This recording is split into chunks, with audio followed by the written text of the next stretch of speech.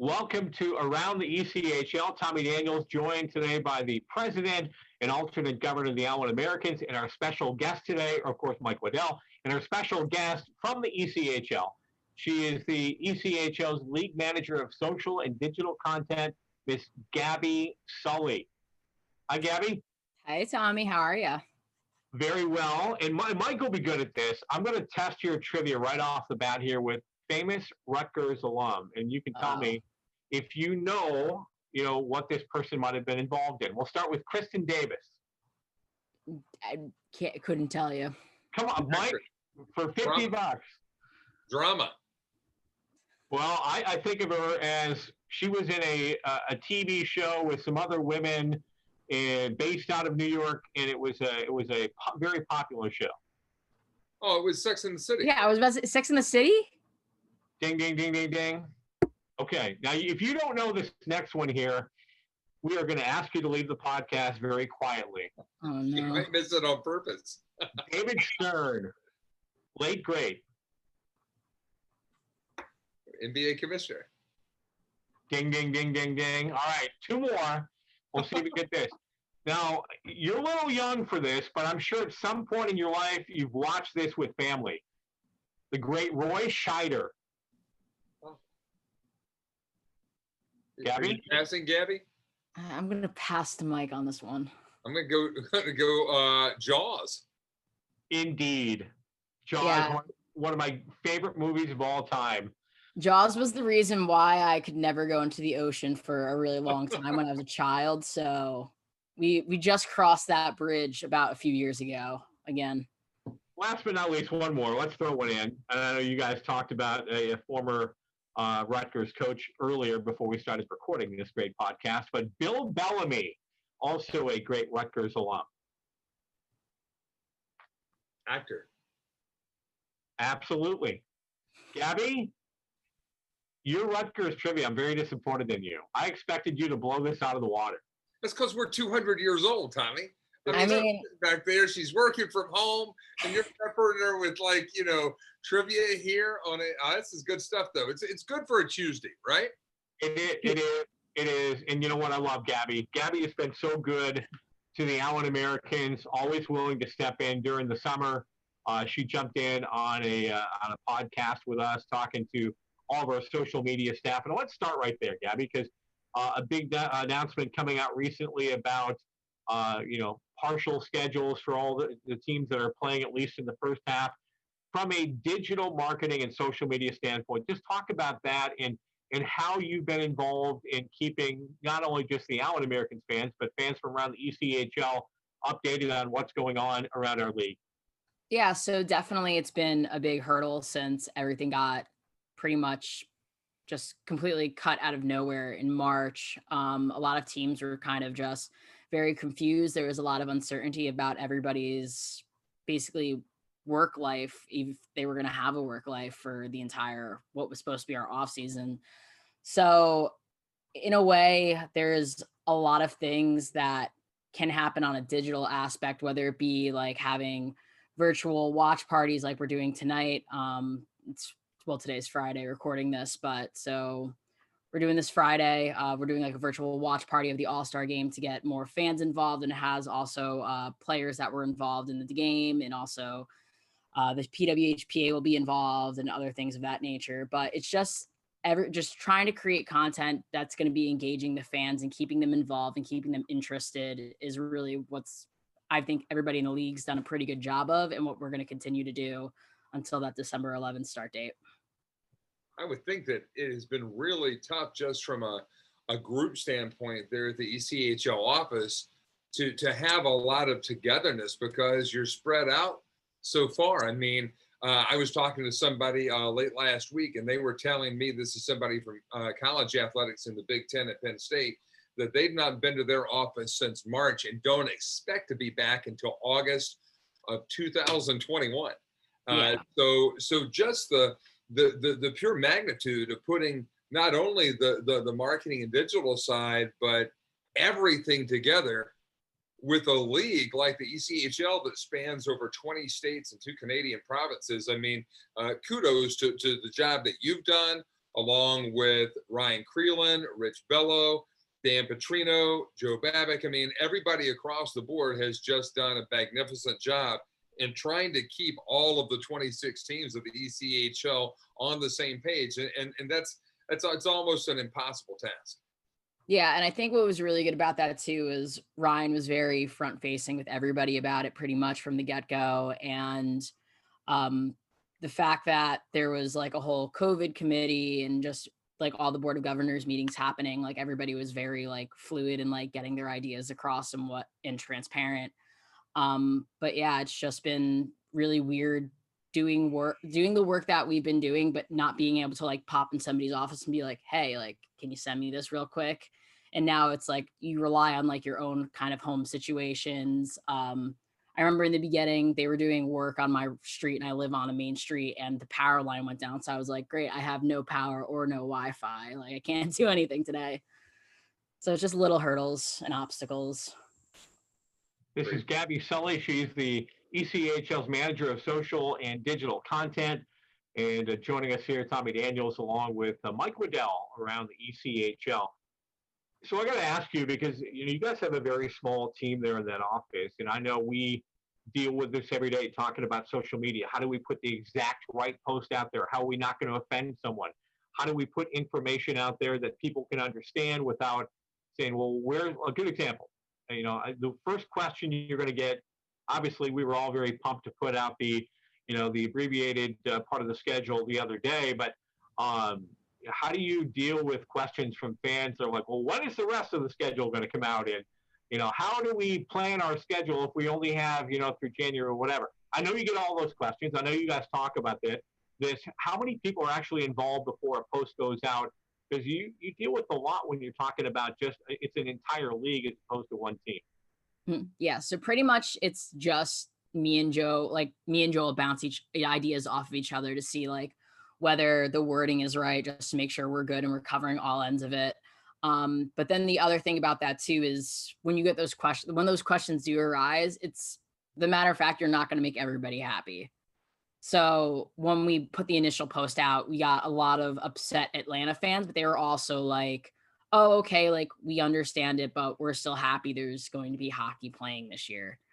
So the post for the partial season, the first part of the season announcement did go out the other day and people were like, well, this is it. Like, this isn't much of a season. And it's just like, you get a little frustrated because you're like, we just posted the other day that it was going to be like 2 parts of a season. So it just goes back to being like, keeping the fans engaged and communicated and just like having all that information there.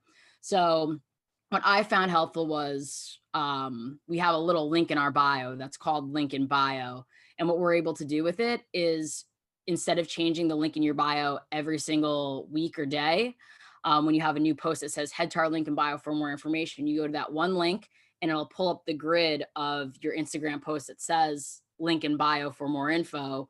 And you can click on that post and I'll bring you to that article that you can read more about it. So little tricks like that will help communicate more because there's going to be more conversations on the post where the fans will just be like, hey, like the other day they said it was going to be a split season and they'll get to that before I do. So it's kind of cool. So the one thing I think that's interesting for fans to learn is that you use different channels to tell different stories. So take us through, if you will, what the social media philosophy is for the ECHL. What do you use Instagram for, Facebook, Twitter, or any other platform that you might be engaging right now? Yeah, so it's pretty much, for me, the way I've seen it and the way I've understood it over the last year is that your different platforms, you obviously have different demographics across it. So Facebook would be for more of like an older demographic because they've been on there since Farmville. Tommy and I, we've been on there since our MySpace accounts went down. Right? Man, I miss my MySpace. But yeah, so I feel like an older demographic is for Facebook because that's just for Gen Z and millennials. We're not really entertaining Facebook anymore. We just check it every once in a while or when our parents send us something on Messenger. So you want more details in those posts. Whereas Instagram and Twitter, it's basically just one click. Like you just want to see something really quick and be like, oh, okay, cool. And just, like, you just keep going and you keep scrolling. And that's also where, like, in apps such as TikTok, like if a team or somebody can figure out like how they can make TikTok work for them, they're golden in creating more content that way too. One of the things that we're doing with our new platform here at the Allen Americans is we're churning out daily new original content. Tommy has this podcast along with Maurice. Hopefully he'll be back next week around the ECHL. We have Red, White, and You that come out every Wednesday and Sunday. I do Building the Brand on Mondays. But we're going to introduce another new piece of content. We're going to tease a little bit right here on around the ECHL that's going to come out later on, closer to the start of the season. But what we're looking at right now is we really want to target this content towards that Gen Z market, that 20 to 40 market, because what we've seen is that you have games on Friday, Saturday that do great. Sunday sometimes challenged, but the toughest games to sell have been those Monday, Tuesday, Wednesday, Thursday games when the Gen Z crowd wants to come out, and they can't come out because they're going to go wherever a good time is. But we've not really reached out to them. So creating a content piece for them, but not going over a lot of the channels you just mentioned, but embracing maybe a Twitch TV or an IGTV through Instagram. And it's not mainstream, but it's kind of like you're trying to develop that niche programming for the old folks like Tommy and I. It'll kind of be like what David Letterman was when he was in the 12:30 time slot on NBC, when it was, the late night with David Letterman. And then he had to tone it down a little bit when he got later on. But have you seen other teams, other brands up in where you are in the tri-state area trying to really target that demographic by using a niche content? I haven't really seen it being utilized as much. It's pretty much because up and around here, there's a lot of independent league teams where, like, independent minor league teams for that matter, where everything's all about like a four-bill family fun. And from the content side, I haven't really seen much from them. But as for promotions, there's actually a minor league baseball team, the Lakewood Blue Claws, who they do like $1 beer night on Tuesdays or Thursdays. And it's like the most popular night of the week because you get everybody from kind of the more southern, like central Jersey, like college crowds, like all the kids will go to the games during the summer and stuff like that. And all the families will get babysitters for that night too. But as for like a content side of that, I haven't really seen much of it, but I think it is a good idea though. It's going to be fun. And I'm going to write down, I've got my pen here. I'm going to write down the babysitter night thing because, that's the tough thing when you do have a young family. Tommy and I have both been there. You want to go out and Tom, you remember what it was like. You look over and you say, man, we can't just pick up and go anymore. We got, the little ones over here. So, right. That's the thing about planning out these promotions. You got to think 360 and try to make it as easy as possible for people these days. Gabby, Sully joining us from around the ECHL. We do this every Tuesday here on all the Allen American social channels and, of course, our brand new website at allenamericans.com. Gabby is with the front office of the ECHL. She is the league's manager of social and digital content. So I got to ask you, Gabby, with the commissioner of the NHL, Gary Bettman, announcing a couple weeks ago that their target return date is January 1, which means, I guess, that's the very earliest. Could be later. You never know. We'll wait and find out. But with the ECHL announcing that we're starting on the December 11th, there could be an opportunity out there. Maybe NHL is looking for content. And, I know the ECHL has been great about the Facebook Game of the Week, which has been very popular over the last couple seasons. But considering we already have a relationship with the NHL, NHL Network, I should say, during the season with the All-Star Classic, I think there's a possibility maybe there might be some sort of hey, we'll show a game early on in the year, a couple games getting ready for the start of the NHL season. Hopefully that would be really great. And it would be great for any one of or all of our teams for that matter. I think the really cool thing also is that with our new partnership with Flow Sports is that whoever is a Flow subscriber already will get access to ECHL games. So I think just by that partnership alone, we've already expanded our market. But definitely like having NHL exposure it's always great. Who's your favorite team, Gabby? That would be the Boston Bruins. The Boston Bruins. So why the Bruins?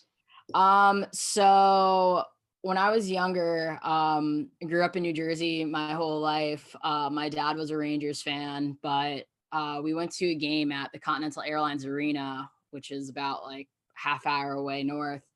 We go there, and it was probably like 1999 or something, and we're in the nosebleeds. It was like they were so steep that when you stood up, you felt like you were going to fall down onto the ice. So I think it was also around the time where the away team still wore colors. So I saw the Bruins. It was like a Bruins Devils game, and I thought the Bruins looked like bumblebees, and I was like, I like that team. And my dad was like, what? Like, he was like, you like the black team? And I was like, yeah, I do. And it was just like stuck ever since. Like, it was a joke, and it's always been for every sports team that I like. Because football, it's the Carolina Panthers, because one day on around Thanksgiving, my dad was like, who's your favorite football team? And I looked at the TV, I was like, I don't know them. And it just always stuck from that. I got you. Now, it's funny you mentioned Continental Airlines Arena, because when I was growing up, it was just known as the Meadowlands. And then it became, I guess, the Izod Center for a few years. But is that building still standing? I mean, ever since the Prudential Center, have they torn it down yet? So do you remember that giant structure next to it that was always under construction? The indoor ski Xanadu. slope. It's done now. Xanadu is done. They've got an indoor ski slope. They've got like a Nickelodeon amusement park. It's completed.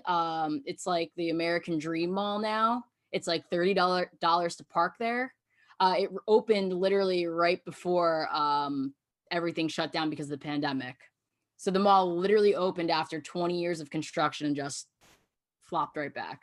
It's crazy because they built MetLife Stadium over in the parking lot, and then maybe another driver 9-iron away from there, Tommy, they have the New York Giants practice facility.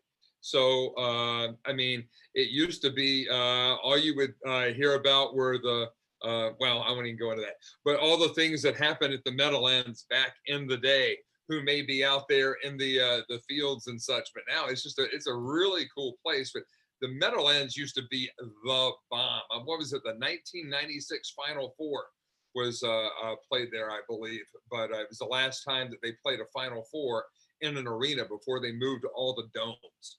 But when you spend a lot of time in college athletics like I did, you remember things like that. But I thought you were going to say you were a Bruins fan because of the one and only Happy Gilmore. No, but I am a big Adam Sandler fan. I'll give you that, though. Well, Tommy has a great story about Adam Sandler. I don't know if he's going to tell it today, but he did Tommy a solid back in the day. He did. I won't share that today because I know I promised you I'll only keep you about 15 minutes. So I'll close out here. First of all, thanks for joining us today. We really appreciate it. I know you work so very hard. And can you share with us, maybe before you leave, some of the upcoming content that you have planned in the coming weeks, so leading up to the start of our season?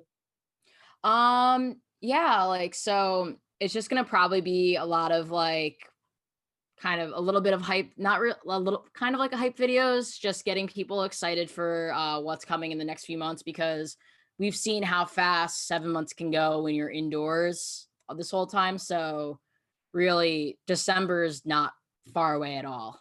Yeah. If we're literally going to blink and it's going to be here by then.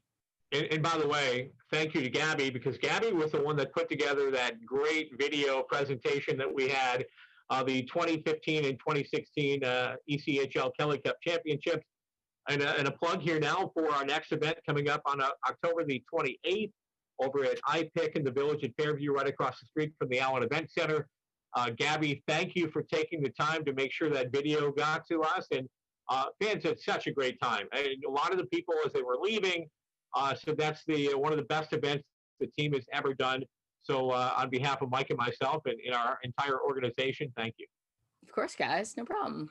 Only 63 days until our home opener against the Rapid City Rush on December 18th. So it's a hop, skip, and a jump, man. And before you know it, we're going to have hockey back here in North Texas. Absolutely.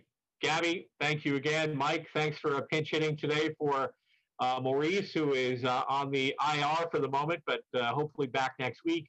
This has been Around the ECHL every Tuesday here on the Allen American social media channels. I'll talk to you next week.